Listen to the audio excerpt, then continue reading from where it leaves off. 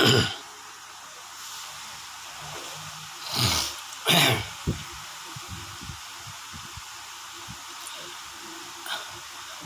باللہ من الشیطان الرجیم، بسم اللہ الرحمن الرحیم۔ آج کا عنوان ہے قرآن اور انسان۔ کیا ہے آج کا عنوان؟ آج کا عنوان ہے قرآن اور انسان۔ اب سنیے، میں اپنا بتا دیتا ہوں۔ میں ناصر عبدالرؤف بن عبدالغنی ولی، امرپور بارہ بستی، ضلع بلند شہر، اتر پردیش، بھارت۔ اور میرا فون نمبر ہے 96 75 80 49 93۔ اچھا، اس کا بھی نمبر میں دے دیتا، مگر جب میں کیسٹ بھرتا ہوں تو 2 ٹائم ڈسٹرب ہونا پڑتا، ایک تو بھرتے ٹائم، ایک لوڈ کرتے ٹائم۔ اس لیے میں اس فون کا نمبر نہیں دیتا، یہ اپنا نجی دیسی ہے، اس کا دیتا ہوں۔ تو سنیے، السلام علیکم ورحمۃ اللہ وبرکاتہ۔ آج کا عنوان ہے قرآن اور انسان۔ تو اللہ تعالیٰ اپنے کلام پاک میں ارشاد فرماتا ہے، اعوذ باللہ من الشیطان الرجیم، بسم اللہ الرحمن الرحیم۔ یعنی الرحمن، یعنی رحمان نے، علم القرآن، سکھایا قرآن، خلق الانسان، پیدا کیا انسان کو، علمہ البیان، اور سکھایا بولنا۔ تو میرے کہنے کا مطلب یہ ہے کہ ارشاد باری ہے کیا؟ علم القرآن۔ تو یہ تو ہے عنوان۔ کیا ہے؟ یعنی اللہ کا جو ارشاد ہے علم القرآن، تو یہ کیا ہے؟ یہ ہے عنوان۔ اور انسان کیا ہے؟ اس کا ہے مضمون۔ خوب یاد کر لو، یعنی ارشاد باری ہو رہا ہے علم القرآن۔ اب ایک قرآن جو ہے یہ ہے ایک عنوان، خلق الانسان، اور انسان جو ہے یہ ہے مضمون، اور سکھایا بولنا، تاکہ آپس میں ایک دوسرے کو اچھی طرح سے سمجھا سکیں۔ تو اب سنیے، قرآن پاک میں جتنا بھی ذکر ہے وہ سارا انسانوں سے ہی وابستہ ہے۔ چاہے جس صورت کو پڑھ کے دیکھ لیں، ہر صورت کا واسطہ انسان ہی سے ہے۔ اب ارشاد باری تعالیٰ ہو رہا قرآن میں کیا؟ آدمہ فی الارض خلیفہ، یعنی ہم زمین پہ ایک خلیفہ پیدا کرنے والے ہیں۔ یعنی اللہ تعالیٰ کا ارشاد ہو رہا ہے آدمہ فی الارض خلیفہ، یعنی زمین کے اوپر اللہ ایک اپنا پردھان، پوری کائنات والوں میں سب کا پردھان کون؟ انسان۔ پھر اللہ تعالیٰ تمام ملائکاؤں سے، الوکک شکتیوں سے، سب سے کراتا سجدہ، یہ اسے دیتا ہے اعزاز۔ پھر دوسرے آدم کی انسانیت کے بارے میں سنو، آدم کی دانشوری کے بارے میں سنو، اور آدم کے علم اور معلومات کے بارے میں سنو، آدم کی انسانیت کے بارے میں سنو۔ یعنی اللہ تعالیٰ کا ارشاد ہو رہا ہے کہ میں زمین پہ ایک خلیفہ بناؤں گا۔ تو فرشتے کہہ رہے ہیں تیری عبادت کو ہم ہی بناتے رہے ہیں۔ تو ارشاد باری ہو رہا ہے غیبی السماوات والارض، تم وہ نہیں جانتے، میں جو جانتا ہوں، یعنی غیب کی خبر تمہیں نہیں ہے۔ اس کے بعد میں جب آدم علیہ السلام کو پیدا کرتا ہے تو آدم علیہ السلام کو سجدہ کراتا ہے، پھر بعد میں فرشتوں سے پوچھتا ہے تمام کائنات میں جو کچھ بھی ہے، جو کن کہنے سے آج تک ہے اور ہمیشہ تک ہو رہا ہے، سب فرشتوں کے سامنے کر دیا جاتا ہے، اور اللہ تعالیٰ پوچھتا بتاؤ ان سب کے نام۔ فرشتے کہتے ہیں ہمیں تو بس اتنا علم ہے جتنا آپ نے سکھایا۔ پھر اللہ تعالیٰ سکھا دیتا ہے آدم کو سارے نام، یعنی آدمہ اسماء کلہا، یعنی سکھا دیے اللہ نے آدم کو سب کے نام، بلکہ نام نہیں، نام کے ساتھ سب کے صفاتوں کے نام آدم کو سنا دیے۔ اور جب آدم سے کہا تو آدم نے فراں ہر شے کا نام اس کی صفت کے ساتھ تمام ملائکہ کو سنا دیا۔ تو پھر اللہ نے فرمایا کیا ہم نے کہا نہیں تھا تم سے غیبی السماوات والارض، تم نہیں جانتے وہ غیب کی بات زمین آسمانوں کی جو میں جانتا ہوں، اور سکھا دی اللہ نے وہ بات انہیں۔ تو اب یہ قرآن کا جو بھی مضمون ہوگا، یعنی قرآن پاک کی ہر صورت کا مطلب ہوگا انسانوں سے۔ کیا؟ یعنی پورے قرآن کو کہیں سے پڑھ لے لیجئے، ہر بات انسان سے ہوگی۔ جنت ہوگی وہ انسانوں کا قصہ، دوزخ ہوگی وہ انسانوں کا قصہ، اور آپس میں انسانوں میں جو بات ہوگی جو سنائے گا وہ انسانوں کا قصہ۔ فرعون، شداد، نمرود، موسیٰ، یہ سب انسانوں کا قصہ ہے، یعنی انسانوں کا واقعہ۔ یعنی پورا قرآن کیا ہے؟ یعنی قرآن ہے عنوان، اور مضمون اس کا کیا ہے؟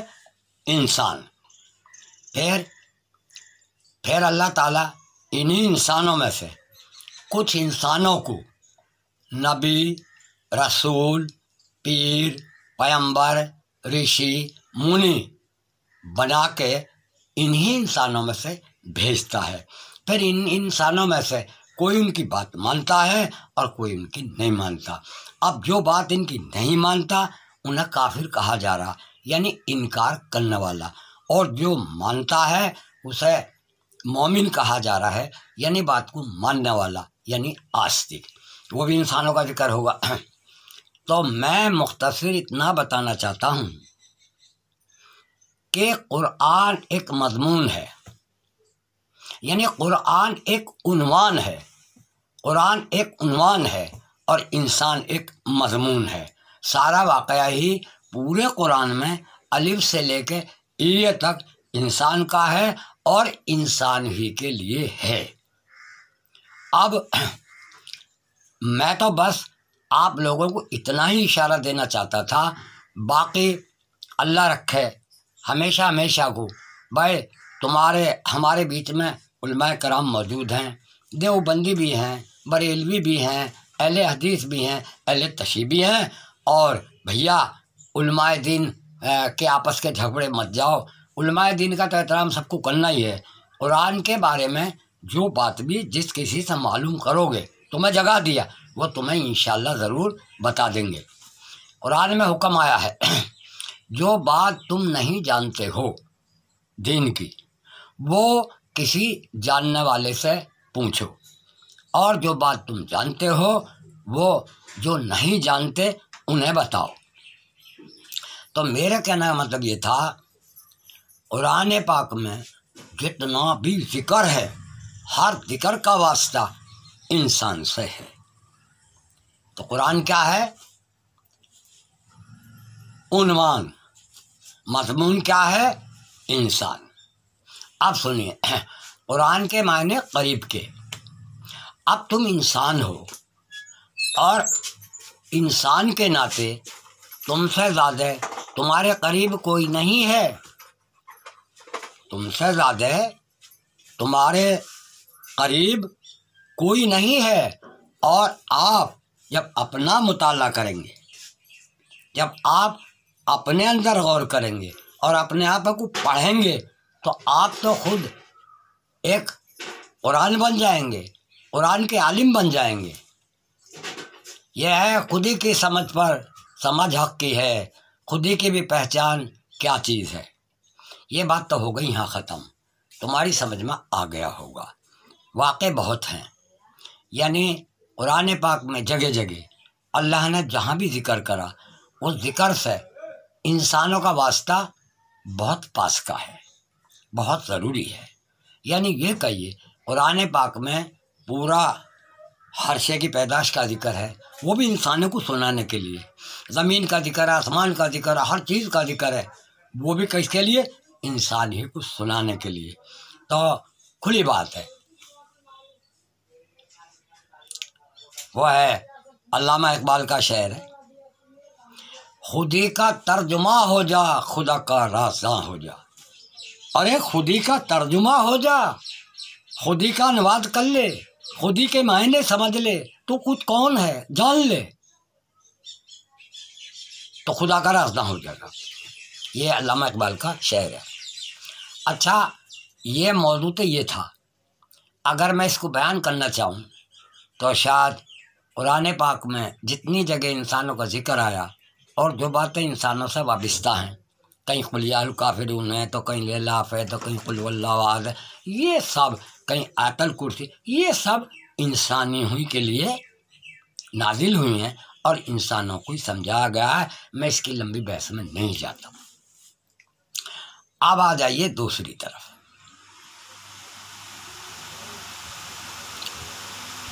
یعنی آپ کی سمجھ میں آ گیا ہوگا کہ قرآن عنوان ہے، قرآن عنوان ہے اور انسان مضمون ہے۔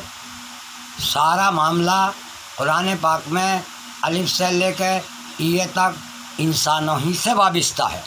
یعنی سارا معاملہ قرآن پاک میں الف سے لے کے یہ تک انسانوں ہی سے وابستہ ہے۔ انسانوں ہی کے لیے نصیحت ہے، انسانوں کے لیے ہدایت ہے، انسانوں پر غصہ ہے، انسانوں پر تنبیہ ہے، انسانوں سے راضگی ہے، انسانوں سے ناراضگی ہے۔ اب تمہاری سمجھ میں آ گیا ہوگا، سمجھدار کے لیے تھوڑا سا ہی کافی ہے۔ اب باقی سہارا آپ لیں گے علماء دین سے۔ جو بات بھی آپ کو قرآن پاک سے سیکھنی ہو، اب دیکھیے قرآن پاک میں، یہ تو علماء سے پوچھو، قرآن پاک میں یہ جو زمین ہے اسے بتایا شتر مرغ کے انڈے کی طرح، مگر اللہ نے فرمایا ہے قرآن تو عقل مندوں کے لیے ہے۔ قرآن پاک میں اللہ دو سمتوں کا ذکر نہیں کرتا، اتر دکن کا، یعنی شمال اور جنوب کا، دو سمتوں کا ذکر کرتا، پورب اور پچھم کا، یعنی والمشرق والمغربین، یعنی بہت سارے پورب اور بہت سارے پچھم۔ سوچنے کی بات ہے، اب ہم ہندوستان میں بیٹھے ہیں، اب ہمارے برابر میں بنگلہ دیش ہے، وہ پورب کہلا رہا ہے، اور ہمارے پچھا میں پاکستان ہے، وہ پچھم کہلا رہا۔ اور پاکستان میں آ جاؤ، ہمارا ہندوستان خود پورب کہلا رہا ہے اور پاکستان سے افغانستان خود پچھم کہلا رہا۔ اسی قاعدے سے پوری روح زمین کے چاروں طرف ہر منٹ میں فجر کی اذان چاروں طرف ہو جاتی ہے، ظہر کی اذان چاروں طرف ہو جاتی ہے، مغرب کی اذان چاروں طرف ہو جاتی ہے، ظہر کی اذان چاروں طرف ہو جاتی ہے، اور نماز اس روئے زمین کے چاروں طرف۔ تو یہ کیا زمین کا گول ہونا ثابت نہیں کرتی ہے؟ ارے عقل مندوں کے لیے قرآن، اللہ قرآن میں فرماتا، ارے قرآن تو عقل مندوں کے لیے ہے۔ اچھا، قرآن پاک میں اشارہ دیا ہے، یعنی بہت سے روشن چراغ، یعنی جتنے سورج ہیں انہیں روشن چراغ بتایا، اور جتنے چاند ہیں انہیں اجالا بتایا۔ تو بھائی صاحب لاکھوں کروڑوں سوریوں کا ذکر ہے قرآن میں، اور لاکھوں چاندوں کا ذکر ہے۔ دوسری بات یہ، قرآن میں اللہ تعالیٰ ارشاد فرماتا ہے تارے تیرتے ہیں۔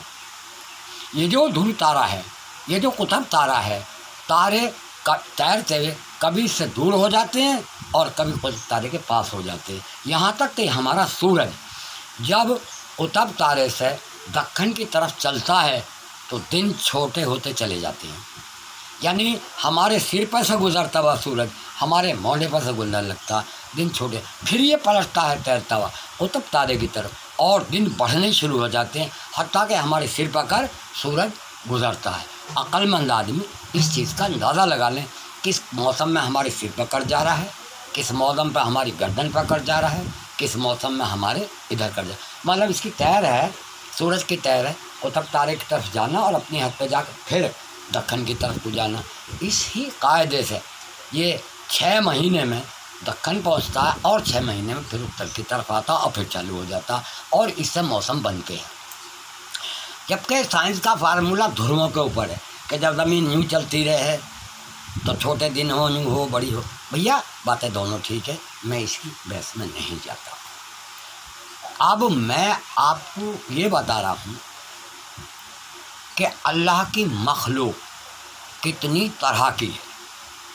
کہنے والوں نے تو 11,000 بتایا، 11,000 کے معنی ہے 80,000، مگر میرا 80,000 سے اتفاق نہیں۔ اللہ کی مخلوق تو بے تعداد ہے، اتنی پرجاتیاں ہیں اس مخلوق کے، وہی جانتا ہے، دوسرا نہیں جانتا۔ میں صرف 2 پرجاتیوں کا ذکر کروں گا، یعنی 2 پرجاتیوں کا ذکر کروں گا، جس میں سے ایک وہ پرجاتی ہے جن کے سب کے جسم مٹی سے بنے ہیں، سبھی کے ہاتھ ہیں، سبھی کے پیر ہیں، سبھی کی آنکھیں ہیں، سبھی کے کان ہیں، سبھی کے دل ہے، سبھی کے پھیپھڑے ہیں، سبھی کی آنتیں ہیں۔ اس میں انسان بھی ہیں، اس میں ڈھور بھی ہیں، اس میں پرندے بھی ہیں، اس میں چرندے بھی ہیں، اس میں مچھلی بھی ہے، اس میں مچھر بھی ہے، اس میں مکڑی بھی ہے، سب آ گئے۔ ان سب کے طریقے سے منہ بھی ہیں، کان بھی ہیں، کسی کے 10 ہاتھ ہے، کسی کے 2، کسی کے 8 ہاتھ ہے، کسی کے 3۔ یہ فرق ضرور ہے، کسی کے زیادہ ہے، کسی کے کم، لیکن یہ سب ایک مخلوق ہے، ایک پرجاتی ہے۔ یعنی یہ ایک پرجاتی ہے جس میں انسان بھی ہیں، چوپائے بھی ہیں، پرندے بھی ہیں، کیڑے بھی ہیں، مکوڑے بھی ہیں، اور یہ سب مٹی سے ان کے تن بنے ہیں، یعنی ان کے جسم مٹی سے بنے ہیں، اور ساری چیزیں سب میں ہیں گی، یعنی آنکھیں بھی ہیں، کان بھی ہے، ہاتھ بھی ہیں، پیر بھی ہے، پیٹ بھی ہے، اور دل بھی ہے، اور پھیپھڑے بھی ہیں، اور آنتیں بھی ہیں۔ اگر آپ ایک مچھر کا آپریشن کریں گے تو اس کے بھی آنتیں نکل آئیں گی، آپ وائرس کا بھی آپریشن کریں گے تو اس میں بھی آنتیں نکل آئیں گی۔ تو یہ ایک پرجاتی ہے، یعنی ایک پرجاتی ہے جن کے سب کے جسم مٹی سے بنے ہیں، اور جن سب کے آنکھ، منہ، کان اور پھیپھڑے، اعضائے تناسل، یہ سب چیزیں سب کے پاس موجود ہیں۔ یہ کہلائی ایک پرجاتی، یعنی یہ کیا، اس کی مخلوق میں ایک پرجاتی کہلائی۔ اب اس پرجاتی کی بھی لاکھوں پرجاتیاں ہیں، اور ان لاکھوں میں سے پھر ایک پرجاتی کی پھر لاکھوں ہیں، اور ان لاکھوں میں سے بھی ایک پرجاتی کی لاکھوں ہیں۔ تو ایک تو میں نے پرجاتی یہ بتا دی تمہیں، وہ جو ہے نا اللہ تعالیٰ کی مخلوق میں جسے لوگ 80,000 کہہ رہے ہیں، میں تو لادادت کہہ رہا ہوں، ان میں سے میں نے ایک کا بتایا تمہیں۔ اب سنو دوسرے کا۔ دوسری پرجاتی ہے پیڑ، پودے، گھاس، جوار، باجرہ، اور جتنا بھی درخت ہے دنیا میں، جتنے بھی پودے ہیں، جتنی بھی گھاس ہے، جتنے بھی ناج ہیں، جتنے بھی پیڑ ہیں، ان سب کا ایک ہی طریقہ ہے، یعنی ان سب کے بنانے کا اللہ پاک نے ایک ہی فارمولہ بنایا ہے، جیسے ان سب کے بنانے کا انسان سے لے کے کیڑے مکوڑوں تک ایک ہی فارمولہ اللہ نے بتایا۔ تو دو کے بارے میں نے بتا دیا، باقی اور کے بارے میں نہیں جانتا، اور اگر کچھ جانوں گا بھی تو اتنا لمبا ٹائم میرے پاس کیسٹ میں ہے نہیں۔ تو سنیے، اللہ تعالیٰ نے اپنی کتابوں میں جتنے گرنتھ ہیں، سارے گرنتھ جوڑ کے جب سارے گرنتھ ایک جگہ ہوتے ہیں، جب ایک بنتا ہے قرآن، جب ایک عنوان بنتا ہے قرآن، اور مضمون اس کا بنتا ہے انسان۔ جتنی آسمانی کتاب آئی ہیں ساری انسانوں ہی کے لیے آئی ہیں، چاہے توریت ہو، چاہے انجیل ہو، چاہے وید ہوں، چاہے بھاگوت گیتا ہو، چاہے پارسی والی کتاب ہو، چاہے بدھوں والی کتاب ہو، کوئی سی کتاب آسمانی آکاشوانی ہو، ہر ایک کا واسطہ انسانوں سے ہے، ہر ایک کا واسطہ انسانوں سے۔ اب دوسری بات سنیں، جتنی آسمانی کتابیں ہیں 100 ہیں یا 1000 ہیں، 4 ہیں، 10، مطلب جتنی بھی آسمانی کتابیں ہیں، اللہ نے اپنے بارے میں، اپنی ذات پاک کے بارے میں ایک ہی پہچان بتائی ہے، دوسری نہیں بتائی کسی کتاب میں۔ جیسے وید میں کہا ہے ایکم اوم دوتی ناستی، یعنی اللہ ایک ہے، اوم ایک ہے۔ قرآن میں کہا قل هو اللہ احد، یعنی اللہ کہہ دو اللہ ایک ہے۔ ادھر کہا اہدنا الصراط المستقیم، دکھا ہم کو سیدھا راستہ۔ وہاں وید میں کہا نہ سپوتارا سمان، دکھا ہمیں سیدھا راستہ۔ میں لمبی بحث میں نہیں جاتا، میں آپ کو اتنا بتانا چاہتا ہوں، اس ذات پاک نے جس کا نام اللہ ہے، جسے سدا شیو کہتے ہیں، اس ذات پاک کا نام جس کا نام اللہ ہے، جسے سدا شیو کہتے ہیں، اس ذات پاک کا نام جس اللہ ہے، جسے سدا شیو کہتے ہیں۔ ہر کتاب میں مائے قرآن کے جتنی کتابیں ہیں اپنی ذات کی پہچان ایک ہی بتائی، لیکن اب وہ جو اللہ نے زندگی گزارنے کے طریقے سکھائے وہ الگ الگ ہوتے چلے گئے ہیں، اور اس کی وجہ کیا ہے؟ جب انسان نہ سمجھ تھا تو ویدوں میں سکھایا گیا ایسے پیسو، ایسے پکاؤ، ایسے گھڑ سواری کھیتی کرو، اور جب وہ سیکھ گیا اس کی ضرورت پڑی تو اور پریشان ہوا، تو پھر کچھ انجیل سے، کچھ توریت سے، ایسے ہی پھر بھگوت گیتا سے پہلے جو رامائن آئی اس میں سکھایا رتھ بناؤ، یہ کرو وہ کرو۔ اب جیسے جیسے انسان کی عقل بڑھتی گئی، ضرورت بڑھتی گئی، اسی قاعدے سے خدا کی طرف سے زندگی گزارنے کے نئے نئے آدیش آتے رہے، یہاں تک کہ آخر میں قرآن آ گیا اور ضرورت کی ہر زندگی کی بات اس میں پوری کرتی گئی۔ لہٰذا یہ سب کتابیں خدا کی ہیں، اور خدا نے اپنی پہچان سب میں ایک ہی بتائی ہے، اپنی ذات کی پہچان صرف ایک ہی بتائی ہے، ہر ایک میں ایک سی بات ہے، انجیل میں، توریت میں، زبیر میں، وید میں، بھگوت میں اور پران شاستر میں اور کیا کہیں ہر چیز میں، ہر آسمانی کے، ہر آکاشوانی میں اپنی پہچان ایک جیسی، اور زندگی گزارنے کے جو طریقے وہ الگ الگ ہیں، وہ ایسے ہیں جیسے جیسے انسان کی ضرورت بڑھتی گئی ویسے ویسے اسے نئے نئے آوشکار کرنے پڑے۔ اب جیسے نئے نئے آوشکار کرنے پڑے تو اسی قاعدے سے اللہ تعالیٰ بھی قانون ان کے حساب سے، جیسے پہلے ڈیکلی تھی، پھر رہٹ ہوئے، پھر نل ہوئے، پھر اب وہ ہیں سمرسیبل ہیں، تو ایسے ہی جیسے جیسے انسان کی سمجھ بڑھتی گئی، کھوج بڑھتی گئی، اللہ تعالیٰ وہ اسی طریقے سے اپنے آدیش بھی بھیجتا رہا ہر کتاب میں۔ اچھا، اب دوسری بات جو ہے وہ یہ ہے کہ میں نے آپ کو بتایا کہ انسانیت کا حقدار اگر کوئی ہے تو آدم علیہ السلام ہے۔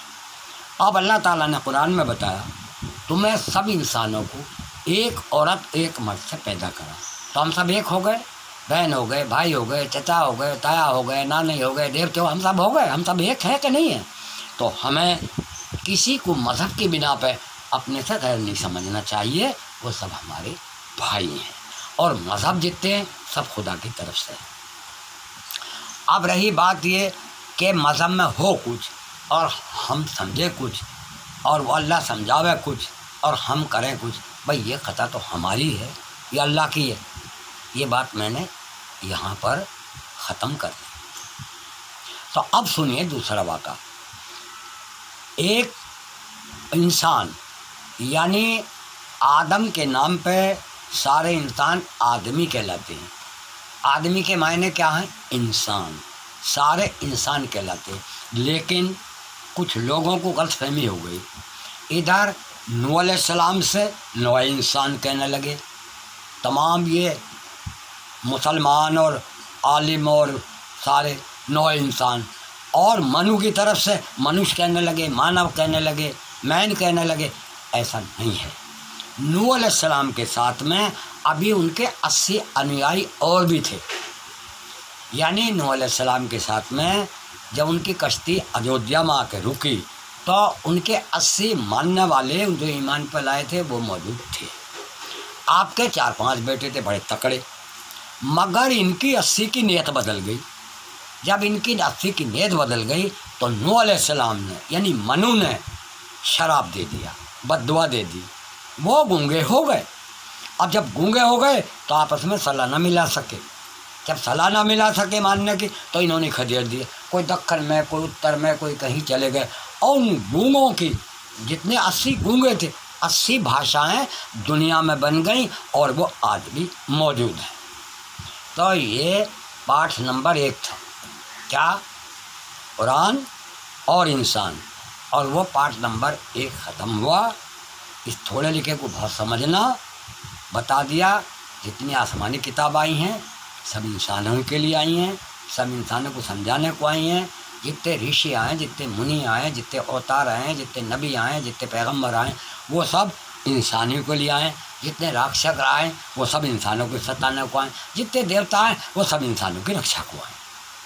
اب تمہاری سب سمجھ میں آ گیا ہوگا کہ قرآن جو ہے وہ ہے عنوان، عنوان اسے کہتے ہیں، جیسے دہلی عنوان ہے، اب کھولا، اتنا بڑا رقبہ ہے، اتنے ہندو ہیں، اتنے مسلمان ہیں، اتنی سڑکیں، اب یہ مضمون چلا دہلی کا، سنا جی؟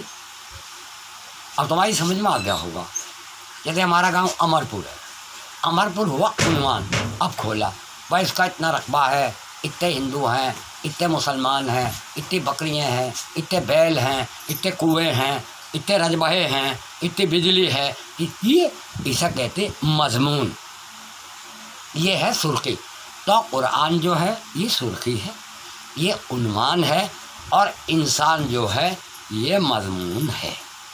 اسی لیے اللہ نے ارشاد فرمایا الرحمن یعنی رحمان نے علم القرآن سکھایا قرآن، خلق الانسان پیدا کیا انسان کو اور سکھایا بولی۔ اب تمہاری سمجھ میں آ گیا۔ وما علینا الا البلاغ۔ السلام علیکم ورحمۃ اللہ وبرکاتہ۔ میرے لیے سب دعا کرنا اور میں سب کے لیے دعا کر رہا ہوں۔ خدا حافظ۔